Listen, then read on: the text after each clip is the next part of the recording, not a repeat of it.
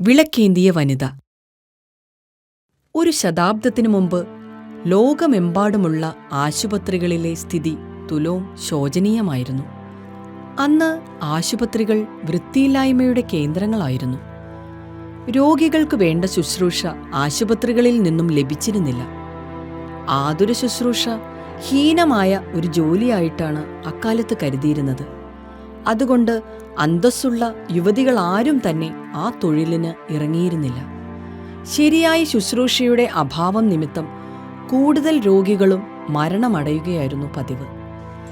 ഈ ദുസ്ഥിതി മാറ്റി ആശുപത്രികളെ യഥാർത്ഥ ശുശ്രൂഷാ കേന്ദ്രങ്ങളും ആതുരാലയങ്ങളുമാക്കാൻ ജനസാമാന്യത്തെ സഹായിച്ച ഒരു മഹതിയാണ് ഫ്ലോറൻസ് നൈറ്റിംഗേൽ. 1820 ഇറ്റലിയിലെ ഫ്ലോറൻസ് എന്ന നഗരത്തിലാണ് നൈറ്റിംഗേൽ ജനിച്ചത്. അവരുടെ മാതാപിതാക്കൾ ഇംഗ്ലീഷുകാരായിരുന്നു. നൈറ്റിംഗേൽ കുട്ടിയായിരിക്കുമ്പോൾ തന്നെ ആ കുടുംബം ഇംഗ്ലണ്ടിലേക്ക് മടങ്ങി. സമൃദ്ധിയുടെ മടിത്തട്ടിലാണ് ആ ബാലിക വളർന്നത്. എന്നാൽ ആ ജീവിതം അവൾക്കത്ര രുചിച്ചില്ല. കാലം കഴിയുന്തോറും പുതിയ ചിന്തകൾ ആ ബാലികയിൽ കടന്നുകൂടി. ആതുര ശുശ്രൂഷണത്തിൽ ബാല്യം മുതൽക്ക് തന്നെ ഫ്ലോറൻസ് ബദ്ധശ്രദ്ധയായിരുന്നു. യാതൊരു ജീവിയും കഷ്ടപ്പെടുന്നത് അവർക്ക് സഹിക്കുമായിരുന്നില്ല. ഏതെങ്കിലും ഒരു പട്ടിയുടെ കാലൊന്നു മുറിഞ്ഞാൽ മതി, നൈറ്റിംഗേൽ മരുന്നും തുണിയുമായി ഓടിയെത്തും. സമീപത്തുള്ള വീടുകളിൽ പോയി കഷ്ടപ്പെടുന്ന രോഗികളെ ശുശ്രൂഷിക്കാനും ആ ബാലിക മടിച്ചില്ല. ആതുര ശുശ്രൂഷയിലുള്ള താൽപ്പര്യം ഫ്ലോറൻസിന് അനുദിനം വർദ്ധിച്ചു വന്നു. താൻ ഒരു നേഴ്സാകാൻ ആഗ്രഹിക്കുന്നുവെന്ന് ഫ്ലോറൻസ് അച്ഛനമ്മമാരെ അറിയിച്ചു. മകളുടെ ആഗ്രഹം കേട്ട് അവർ അമ്പരന്നുപോയി. ഉന്നത കുടുംബത്തിൽ പിറന്ന തങ്ങളുടെ പുത്രി രോഗികളെ ശുശ്രൂഷിക്കാൻ പോവുക, അതവർക്ക് ഓർമ്മിക്കാൻ പോലും കഴിയുമായിരുന്നില്ല. എന്നാൽ ഫ്ലോറൻസിന്റെ ദൃഢനിശ്ചയത്തിന് യാതൊരു ഇളക്കവും തട്ടിയില്ല. അവർ ലണ്ടനിലും പരിസരങ്ങളിലുമുള്ള ആശുപത്രികൾ സന്ദർശിച്ചു. ജോൺ ഹൊവാർഡ് എന്ന മഹാനുമൊത്ത് അവർ ജയിലുകളും ജയിലാശുപത്രികളും സന്ദർശിച്ചു. ഫ്രാൻസ്, ജർമ്മനി, ഈജിപ്ത് എന്നീ വിദേശ രാജ്യങ്ങളിലും പര്യടനം നടത്തുകയും അവിടങ്ങളിൽ നിലവിലിരുന്ന ചികിത്സാ സമ്പ്രദായം ഗ്രഹിക്കുകയും ചെയ്തു. ഒരു വിദഗ്ധ നേഴ്സിനു വേണ്ട പരിശീലനം സമ്പാദിക്കാൻ ഫ്ലോറൻസ് നിശ്ചയിച്ചു. ജർമ്മനിയിൽ കെയ്സ്വേർത്തു എന്ന സ്ഥലത്ത് ഒരു കേന്ദ്രത്തിൽ അവർ പരിശീലനം നടത്തി. ഉപരിപരിശീലനത്തിനായി അവർ പാരീസിലേക്ക് പോയി. ഏകദേശം 10 കൊല്ലത്തെ അഭ്യസനത്തിന് ശേഷം അവർ ഇംഗ്ലണ്ടിലേക്ക് മടങ്ങി. അനന്തരം കുടുംബ ബന്ധങ്ങളെല്ലാം ഉപേക്ഷിച്ച് ആ യുവതി ലണ്ടനിലെ ഒരാശുപത്രിയിൽ ആതുര ശുശ്രൂഷണത്തിൽ ഏർപ്പെട്ടു. ഇക്കാലത്താണ് ക്രിമിയൻ യുദ്ധം പൊട്ടിപ്പുറപ്പെട്ടത്. ക്രിമിയായിലെ ഒരു റഷ്യൻ തുറമുഖമായ സെപ്സ്റ്റോപോളിന് സമീപമായിരുന്നു യുദ്ധരംഗം. ആയിരക്കണക്കിന് ബ്രിട്ടീഷ് ഭടന്മാർ യുദ്ധക്കളത്തിൽ മുറിവേറ്റു വീണു. അവരെ വേണ്ട വിധത്തിൽ ശുശ്രൂഷിക്കുന്നതിന് ആരുമുണ്ടായിരുന്നില്ല. അനേകം പേർ മരണത്തിനിരയായി. അവരുടെ ജീവനെ രക്ഷിക്കേണ്ടത് രാഷ്ട്രത്തിന്റെ ആവശ്യമാണെന്ന് മാധ്യമങ്ങൾ ആഹ്വാനം ചെയ്തു.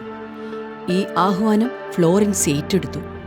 ഉടൻ തന്നെ ക്രിമിയായിലേക്ക് പോകാൻ അവർ സന്നദ്ധയായി. ഇംഗ്ലണ്ടിൽ അന്നുണ്ടായിരുന്നതിൽ ഏറ്റവും നല്ല 38 നേഴ്സുമാർ അവരെ അനുഗമിച്ചു. നൈറ്റിംഗേൽ സ്കൂട്ടാരി എന്ന സ്ഥലത്ത് സ്ഥാപിച്ചിരുന്ന സൈനിക ആശുപത്രിയിൽ എത്തിച്ചേർന്നു. അവിടത്തെ സ്ഥിതിഗതികൾ കണ്ടപ്പോൾ അവർ നടുങ്ങിപ്പോയി. സ്കൂട്ടാരിയിലെ ആശുപത്രി ഒരു നരകം തന്നെയായിരുന്നു. ഓടകളിൽ മലിനജലം കെട്ടിനിന്ന് ചീഞ്ഞു നാറി വിഷം വമിച്ചുകൊണ്ടിരുന്നു. ചുവരുകൾ മൂട്ട, ചെള്ള്, കൊതുക്, ഈച്ച മുതലായ ക്ഷുദ്രജീവികളുടെ സങ്കേതമായിരുന്നു. വൈദ്യസഹായം നൽകുന്നതിനു വേണ്ട മരുന്നുകളും ഉപകരണങ്ങളും വിരളമായിരുന്നു. രോഗികളെ തണുപ്പിൽ നിന്നും രക്ഷിക്കാനുള്ള കമ്പിളി പുതപ്പുകൾ പോലും അവിടെ ഉണ്ടായിരുന്നില്ല. നിരവധി രോഗികൾ അനുദിനം മരണത്തിലേക്ക് നീങ്ങിക്കൊണ്ടിരുന്നു. മരിച്ചവരെ സംസ്കരിക്കുന്നതിനോ മരിക്കാറായവരെ ശുശ്രൂഷിക്കുന്നതിനോ വേണ്ടിടത്തോളം ജോലിക്കാരും അവിടെ ഉണ്ടായിരുന്നില്ല. ആശുപത്രിയും പരിസരങ്ങളും വൃത്തിയാക്കുന്നതിലാണ് ഫ്ലോറൻസിന്റെ ശ്രദ്ധ ആദ്യമായി പതിഞ്ഞത്. ആശുപത്രിയിൽ അവർ ചിട്ടയും വൃത്തിയും ഉണ്ടാക്കി. വസ്ത്രങ്ങൾ അലക്കി ശുചിയാക്കുന്നതിനും ആഹാര സാധനങ്ങൾ നല്ലവണ്ണം പാകം ചെയ്യുന്നതിനും വേണ്ട ഏർപ്പാടുകൾ ചെയ്തു. പിന്നീട് നൈറ്റിംഗേലിന്റെ ശ്രദ്ധ പതിഞ്ഞത് രോഗികൾക്ക് വേണ്ട സാധനങ്ങളുടെ സംഭരണത്തിലായിരുന്നു. കൂടുതൽ കിടക്കകളും മരുന്നുകളും മറ്റുപകരണങ്ങളും ആവശ്യമാണെന്ന് അവർ കണ്ടു.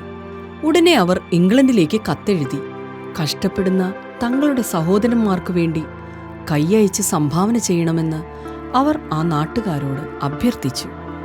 ആ അഭ്യർത്ഥന വളരെ ആദരവോടുകൂടിയാണ് ഇംഗ്ലീഷുകാർ സ്വീകരിച്ചത്. സംഭാവനകൾ ധാരാളമായി ഒഴുകി വന്നു. അതോടെ രോഗികളുടെ ആവശ്യങ്ങളെല്ലാം ഒന്നൊന്നായി അവർ നിറവേറ്റാൻ തുടങ്ങി.